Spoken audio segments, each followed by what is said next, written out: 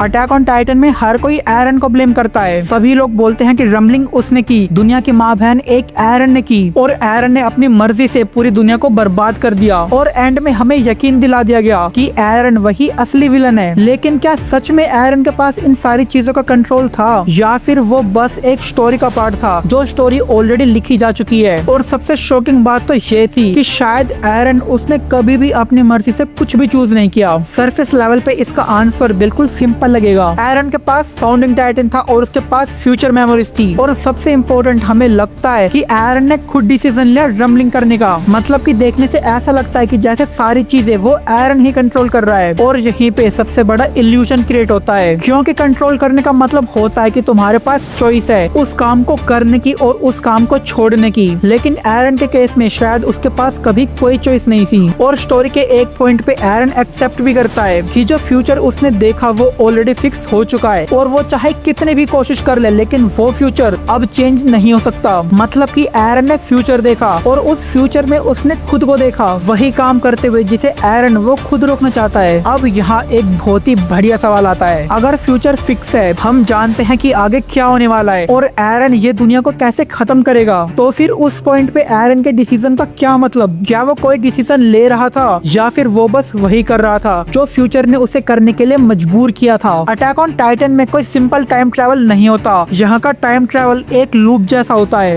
एरन future देख के past को इन्फ्लुएंस करता है और पास्ट उस फ्यूचर को रियलिटी बनाता है। जैसे कि ग्रीशा ने रॉयल फैमिली को मारा, फाउंडिंग टाइटन को चुराया, लेकिन अपनी मर्जी से नहीं। एरन ने चैपेल में उसे पुश किया, उसे फोर्स किया फाउंडिंग टाइटन को चुराने के लिए। मतलब कि फ्यूचर का एरन पास्ट के ग्रीशा को कंट्रोल करता है, उसके ऊपर इमोशनल प्रेशर बना के, और फिर वही एक्शन फ्यूचर को कंफर्म करता है। मतलब कि एरन ने अपने ही पास्ट को फोर्स किया ताकि वो फ्यूचर एग्जिस्ट कर सके जिसमें एरन वो अभी फंसा है। और ये एक क्लोज लूप है जिसमें स्टार्टिंग और एंडिंग ये दोनों ऑलमोस्ट फिक्स हो चुकी है और इस लूप में फ्री विल जैसा कुछ एग्जिस्ट नहीं करता। मतलब कि एट द एंड वही होगा जो लिखा हुआ है, जो फिक्स है। लेकिन यूमिर उसका क्या? वो तो सब कुछ देख रही थी और मरने के बाद वो तो टाइम के परे थी। सब कुछ उसी पे स्टार्ट भी होता है और सब कुछ उसी पे एंड भी हो जाता है। यूमिर 2000 साल से पाथ में बंधी थी, वो फ्री नहीं थी लेकिन वो वेट कर रही थी। लेकिन वेट किस चीज का वेट? किसी ऐसे इंसान का जो उसे समझ सके, और वो इंसान था